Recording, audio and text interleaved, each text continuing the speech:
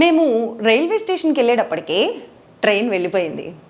మేము థియేటర్కి వెళ్ళేటప్పటికే movie already start అయిపోయింది. మీరు ఈ మెసేజ్ చదివేటప్పటికి నేను ఆల్రెడీ ఆఫీస్లో ఉంటాను. ఇలా చేసేటప్పటికి ఆ సమయానికి అని అంటాం.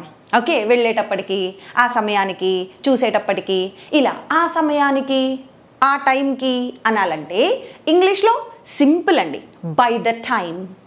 బై ద టైమ్ అనేది యూజ్ చేస్తాం. మీరు నేను థియేటర్కి వెళ్ళేటప్పటికే మూవీ స్టార్ట్ అయిపోయింది. By the time I arrived the theatre are I arrived at the theatre the movie had already started. Okay, నేను రైల్వే స్టేషన్కి వెళ్ళేటప్పటికే ట్రైన్ వెళ్ళిపోయింది. By the time I reached the railway station the train had left. మీరు ఈ message చదివేటప్పటికి నేను already ఆఫీస్లో ఉంటాను. By the time you read this message I will be at office.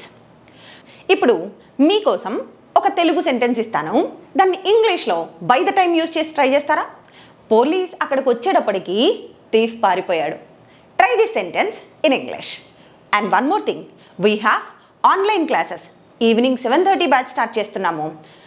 ఒకవేళ interest ఉండి జాయిన్ అవ్వాలంటే 7842867474 ఈ నెంబర్కి కాల్ చేయండి.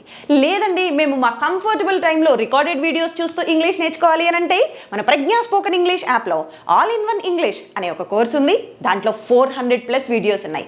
మీ కంఫర్టబుల్ టైంలో 6 months కంటిన్యూస్గా మీ ఎన్నిసార్లు కావాలంటే అన్నిసార్లు వాచ్ చేసి ఇంగ్లీష్ నాలెడ్జ్ని గెయిన్ చేసుకొని ప్రాక్టీస్ చేసుకోవచ్చు. Follow for more.